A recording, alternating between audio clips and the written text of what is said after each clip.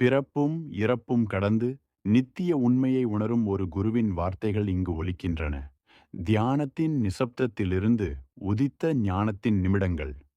இது சிவயோகி ஐயாவின் ஆன்மீக ஒளிக்கதிர் உங்களுக்காக. வணக்கம். இன்றைய ஆழமான அலசலுக்கு உங்களை வரவேற்கிறோம். நம்மிடம் இன்னைக்கு ஒரு யூடியூப் பேஜ்ல இருந்து சில சுவாரஸ்யமான பகுதிகள் இருக்கு. இது சூட்சமம் அப்படிங்கிற ஒரு கான்செப்ட் பத்தி பேசுது. சூட்சுமம். அதாவது செயல்கள், நிகழ்வுகள், இதுக்கெல்லாம் பின்னாடி இருக்கிற ஒரு நுட்பமான, சில சமயம் மறைக்கப்பட்ட ஒரு அர்த்தம் அல்லது நோக்கம்னு சொல்லலாமா? ஆமா, கரெக்ட். நாம நிறைய நேரம் ரொம்ப அடிப்படையான கேள்விகள். நான் ஏன் இங்க இருக்கேன்? சுத்தி நடக்கிறதுக்கு என்ன அர்த்தம்? இந்த மாதிரி கேள்விகளை கேட்கறதே இல்ல. அதுக்கு பதிலா மேலோட்டமான பதில்கள் கிடைச்சா போதும்னு இருந்துடுறோம்னு இந்த ஆதாரம் சொல்லுது. ஆமா. சோ இன்னைக்கு இந்த சூக்ஷ்மம்னா என்ன, இது நம்ம பார்வையை எப்படி மாத்தலான்னு கொஞ்சம் ஆழமா பார்க்கலாம். கண்டிப்பா. இது வெறும் தகவல் மாதிரி இல்ல. நம்ம கவனிக்கிற திறனை, அப்புறம் கேள்வி கேட்கிற ஒரு துணிச்சல், நம்மள பத்தின ஒரு சுய விழிப்புணர்வு, இதெல்லாம் தூண்டுற மாதிரி இருக்கு. இந்த சூட்சுமத்தை சரியா புரிஞ்சுக்கிட்டா, நீங்க விஷயங்களை பார்க்கிற விதம், ஏன் உங்களையே நீங்க பார்க்கிற விதம் கூட மாறலாம். சரி, அப்ப ஆரம்பிக்கலாம். முதல்ல இந்த சூட்சுமம்னா அத கொஞ்சம் விளக்க முடியுமா? வெளிப்படையா தெரியற அர்த்தத்தை தாண்டி ஒரு லேயர் இருக்குன்னு சொல்றீங்க இல்லையா? கரெக்டா சொன்னீங்க. ஆதாரம் ஒரு உதாரணம் கூட சொல்லுது பாருங்க. பஸ் ஸ்டாண்ட்ல ஒரு பெண்மணி கைக்குட்டைய கீழே போடுறாங்கன்னு வைங்க. ம். மத்தவங்களுக்கு அது தெரியாம கீழே விழுந்த மாதிரி தெரியலாம். ஆனா அந்த பொண்ணுக்கும் அவங்க அங்க சந்திக்க வந்த இன்னொருத்தருக்கும் அது ஒரு ஒரு ரகசிய சிக்னல். ஓ, அப்படியா? ஆமா, இதுதான் சூட்சுமம். யாருக்கு அது தெரியணுமோ அவங்களுக்கு மட்டும் அதோட உண்மையான அர்த்தம் புரியும். மத்தவங்களுக்கு அது சும்மா ஒரு நிகழ்வு. இந்த மாதிரி சூட்சுமங்கள், அதாவது வெளிப்படைக்கு தெரியாத சில உள்நோக்கங்கள், அர்த்தங்கள் நம்ம வாழ்க்கையில நிறைய இடத்துல இருக்கலாம்னு ஆதாரம் சொல்லுது. யோசிக்க வைக்குது. அப்போ நம்ம பாக்குற பல விஷயங்கள், கேக்குற வார்த்தைகள், அதோட உண்மையான அர்த்தம் புரியாமலேயே கூட நம்ம கடந்து போயிட்டு இருக்கலாம். நாம பாக்குறதுக்கும் அதுக்கு பின்னாடி இருக்கிற உண்மைக்கும் ஒரு கேப் இருக்க வாய்ப்பு இருக்கு. அங்கதான் அங்கதான் ஆதாரம் முக்கியமா ஒரு விஷயத்த சொல்ல வருது. நாம ரொம்ப ரொம்ப அடிப்படையான கேள்விகளே கேட்க மறந்துட்டோம்னு சொல்லுது. நான் ஏன் பொறந்தேன்? இந்த இதயம் எதுக்கு எனக்காக துடிக்குது? நான் இருக்கேன் அப்படிங்கறதே ஒரு ஆச்சரியம் இல்லையா? இந்த மாதிரி கேள்விகளை எழறதில்ல. ஆமா. அதுக்கு பதிலா நான் எப்படி நல்லா வாழறது, இல்ல சமூகம் நம்ம மேல திணிக்கிற பதில்கள், நீ இந்த படிப்பு படிச்சவன், நீ இந்த ஜாதி, நீ பணக்காரன், ஏழை, ம். இந்த மாதிரி அடையாளங்களுக்குள்ளேயே நம்ம சுருங்கி போயிடுறோம். ஆமா. அந்த ஆதாரம் சொல்ற ஒரு வரி, அது என்ன ரொம்ப டச் பண்ணுச்சு. இருப்பது சுகம் எனக்கு தெரியல. ஏன் அப்டின்னா, நான் இருக்கிறேன் அப்டின்ற உணர்வே இல்ல. இது தானே சொல்லுது. அதேதான். நாம யாருங்கிற அந்த லேபிள்ஸ்ல மூழ்கி போய், நாம இருக்கோங்கிற அந்த அடிப்படை உண்மையோட அதிசயத்தையே அந்த உணர்வே எழுந்துடுறோம். அதுக்கு ஒரு நன்றி கூட இல்லாம போயிடுது. ரொம்ப சரி. அந்த அடையாளங்களுக்குள்ள அதுல சிக்கிக்கிட்டு நம்ம இருப்போட ஆச்சரியத்தையோ அதுக்கான நன்றியோ உணர்றதில்ல. யோசிச்சு பாருங்க, என் இதயம் ஒரு செகண்ட் கூட நிக்காம துடிச்சிட்டே இருக்கே, அந்த அற்புதத்துக்கு ஒரு சின்ன நன்றி உணர்வு அது இருக்கா? ம். இல்ல. அட்லீஸ்ட் அது ஏன் இப்படி துடிக்குதுன்னு ஒரு கேள்வி அது இருக்கா? அதுவும் இல்ல. நம்ம வாழ்க்கையோட மேற்பரப்புலயே நின்னுடுறோம்னு ஆதாரம் சொல்லுது. ம். இது இது நாம கடவுள அணுகுற விதத்தையும் கேள்வி கேக்குதுன்னு நெனைக்கிறேன். எல்லாரும் கோவிலுக்கு போறாங்கன்னு நாமும் போறோம், சடங்குகள் செய்றோம். ம். ஆனா அந்த சடங்கோட சூக்ஷ்மம் என்ன? அதோட உண்மையான அர்த்தம் என்னன்னு தெரியாம, கடவுளே என்ன ஏன் படைச்ச?ங்கிற கேள்வியோ, இல்ல படைச்சதுக்கு நன்றிங்கிற அந்த உணர்வோ இல்லாம, சும்மா செய்யறதுல என்ன அர்த்தம் இருக்கு? அங்கதான் ஆதாரம் என்ன சொல்லுதுன்னா, கடவுள்னு சொல்லுங்க, இல்ல பிரபஞ்ச சக்தின்னு சொல்லுங்க, அது உங்க கூட எப்பவும் பேசிட்டே தான் இருக்கு. ஒவ்வொரு நிமிஷமும் உங்க கூட இருக்கு. ஓ! ஆனா, சமூகம் சொல்ற பதில்கள், இந்த சடங்குகள், சம்பிரதாயங்கள், இந்த சத்தத்துல நமக்குள்ள கேட்கிற அந்த குரலை கவனிக்கிற திறனே நம்ம இழந்துட்டோம். அடிப்படையா கேள்விகளே இல்லாதப்போ கிடைக்கிற பதில்களுக்கு என்ன மதிப்பு இருக்க முடியும் இல்லையா? கேள்வியே கேட்காத ஒருத்தர்கிட்ட பதில் சொல்றதுல பிரயோஜனம் இல்ல.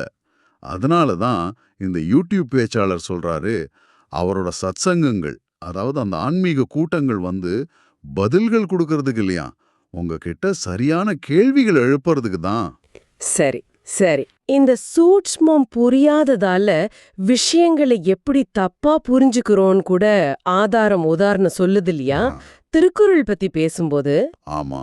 ஆமா, எழுதினவர் எந்த சூழல்ல யாருக்காக என்ன நோக்கத்தோட எழுதினாரோ அந்த சூட்ச்மம் தெரியாம பின்னாடி வந்த உரையாசிரியர்கள் அவங்க காலத்துக்கு ஏத்த மாதிரி சொன்ன விளக்கங்களை மட்டும் பிடிச்சுக்கிறோன்னு சொல்றாரு. ம்.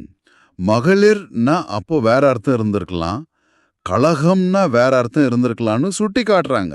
ஓஹோ. அதே மாதிரி சிவாகமம்னு ஒரு மூல நூல், அதோட பேரை பின்னாடி திருமந்திரம்னு மாத்துனதையும் சொல்றாங்க. ஆமா ஆமா. இப்படி ஒரு படைப்போட இல்ல ஒரு நிகழ்வோட உண்மையான நோக்கம், அதோட பின்னிணை, அதோட சூட்சுமம் தெரியாதப்போ அதோட அர்த்தமே மாறிடுது, இல்லைன்னா நீர்த்து போயிடுது. நாம கூட யோசிச்சு பாருங்களேன், பல சமயம் ஒரு புக்கை யாரோ சொன்னாங்கன்னு வாங்கி படிப்போம். ஆனா அந்த புக்கு நமக்கானதா? அதுல இருக்கிற கருத்து நமக்கு பொருந்துமான்னு யோசிக்கிறோமா? இல்ல. அந்த புக்கோட சூட்சுமம் நமக்கு புரியாம போக கூட வாய்ப்பு இருக்கு. இன்னொரு இன்னொரு நல்ல உதாரணம் சொல்றாரு பாருங்க. நெடுமுடி கிள்ளின்னு சொன்னா நமக்கு கோபம் வராது, ஏதோ சங்ககால ராஜா பேருன்னு நினைப்போம். ஆமா ஆனா அதோட நேரடி அர்த்தம் பெரிய மயிர் பிடுங்கின்னு ஒருத்தரை பார்த்து சொன்னா உடனே கோபம் வரும். ஆமா. இல்லையா? ஏன்? ஏன்னா ரெண்டாவது சொல்லோட அர்த்தம் அதோட சூக்ஷ்மம் நமக்கு பளிச்சுன்னு புரியுது. இது மாதிரி அர்த்தம் புரியாத, சூக்ஷ்மம் வழங்காத எத்தனையோ விஷயங்கள் நம்மள சுத்தி நடந்துட்டே இருக்கலாம். அது நம்மள பாதிக்கலாம், ஆனா அதோட உண்மையான தாக்கம் என்னன்னே நமக்கு தெரியாம கூட இருக்கலாம். அப்போ இதுக்கு தீர்வு என்ன? எப்படி நாம இந்த சூட்சுமங்களை புரிஞ்சுக்கிறது? அதுக்கு தான் ஆதாரம் எதன் மீதும் அக்கறையாயிரு, கவனமாயிருன்னு திரும்ப திரும்ப சொல்லுது. கவனமா இருக்கணும். ஆமா, ரொம்ப சின்ன அசைவுல கூட, ஒரு சாதாரண நிகழ்வுல கூட ஒரு முக்கியமான விசேஷம், ஒரு சூக்ஷ்மம் மறைஞ்சிருக்கலாம். எல்லாத்தையும் விட முக்கியமா, உங்க மேலேயே நீங்க அக்கறையாவும் கவனமாவும் இருக்கணும். உங்க இருப்பு, உங்க உடல், உங்க எண்ணங்கள், உணர்வுகள், இது மேல ஒரு கூர்மையான கவனம் தேவை. ஆமா. அந்த பல்லுல கறி மாற்ற உதாரணம் நல்லா இருக்கு. அது வரைக்கும் பல்லு இருக்கிறதே தெரியாது. கறி மாட்டிக்கிட்டா இல்ல வலிச்சதான் பல்ல பத்தி யோசிக்கிறோம். கரெக்ட்.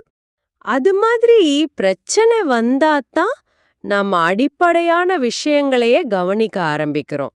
இதயம் நல்லா இருக்கும்போது அது ஏன் துடிக்குதுன்னு யோசிக்கிறது இல்ல. ஆனா பிரச்சனைனா உடனே டாக்டர் கிட்ட ஓடுறோம். அந்த அடிப்படை இருப்பு மேல கவனம் இல்ல. ஆமா. அப்புறம் அந்த யூடியூப் பேச்சாளர் தன்னோட நிலைப்பாட்ட ரொம்ப வெளிப்படையா சொல்றத பத்தியும் ஆதாரம் பேசுது. ஹம். அவரு சொல்றாரு, என்னோட சத்சங்கம் கேள்விகளை எழுப்பத்தான், பதில்களை நீங்க தான் தேடணும்னு தெளிவா சொல்றாரு. சமூகம் என்ன சொல்லும், எப்படி பாப்பாங்கங்கிற கவலையே இல்லாம தன்னை அப்படியே முன்வைக்கிறாரு. உதாரணத்துக்கு, கொண்டாட்டமும் மகிழ்ச்சியும் பிறப்புரிமை, நான் பிறந்ததே சந்தோஷமா கொண்டாட்டமா இருக்கத்தான்னு தைரியமா சொல்றாரு. ஓ.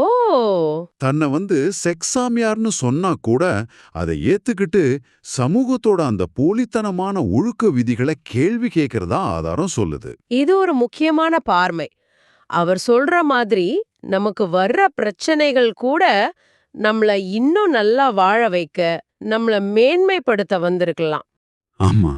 ஆனா நம்ம அந்த பிரச்சனைகளை வச்சு நம்மள நாமே தாழ்த்திக்கவும் அசிங்கப்படுத்திக்கவும் தான் பயன்படுத்துறோம்னு ஆதாரம் சொல்றது ரொம்ப யோசிக்க வைக்குது. ஆமா.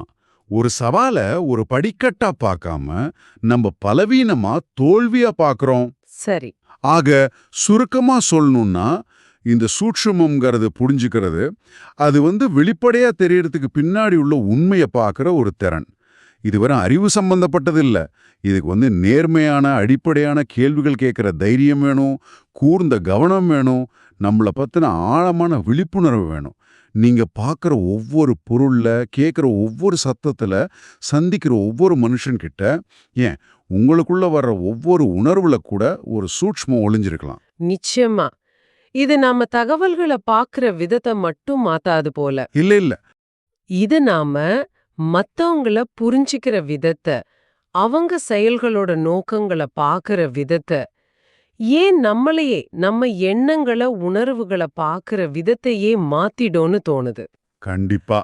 வெறும் வார்த்தைகள் செயல்கள தாண்டி அதுக்கு பின்னாடி இருக்கிற சூழல், நோக்கம், உணர்வு இதெல்லாம் கவனிக்க ஆரம்பிப்போம். சரி, இன்றைய இந்த அலசல்லேந்து சூக்ஷ்மம்ங்கிறது ஏதோ தந்திரமான விஷயம் மட்டும் இல்ல.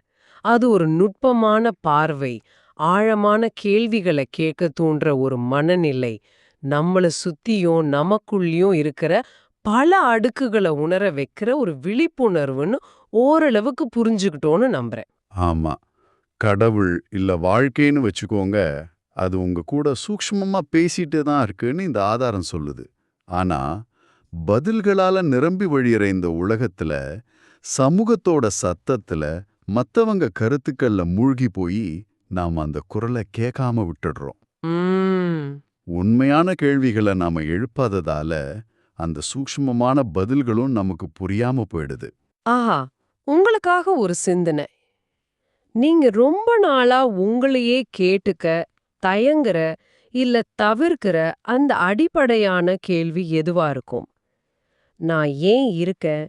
என் வாழ்க்கையோட உண்மையான நோக்கம் என்ன? இந்த மாதிரி கேள்விகள கடைசியா எப்போ உங்களுக்குள்ள கேட்டீங்க? இல்ல மத்தவங்க குடுத்த பதில்கள்ல, சமூக அடையாளங்கள்ல திருப்தி ஆயிட்டீங்களா? யோசிச்சு பாருங்க. உங்க அன்றாட வாழ்க்கையில நீங்க ரொம்ப சாதாரணம்னு நினைக்கிற நிகழ்வுகள்ல கூட மறைஞ்சிருக்கிற அந்த சூக்ஷ்மத்தை கொஞ்சம் கவனிக்க முயற்சி செய்யுங்க.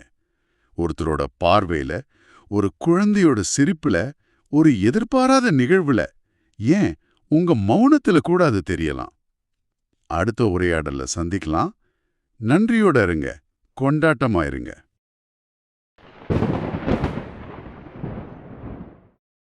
தெய்வீக உணர்வில் கலந்து ஒவ்வொரு நொடியும் உங்கள் உள்ளத்தை தூண்டும் இந்த பேச்சுகள் தொடரும். சப்ஸ்கிரைப் செய்யவும், பகிரவும்.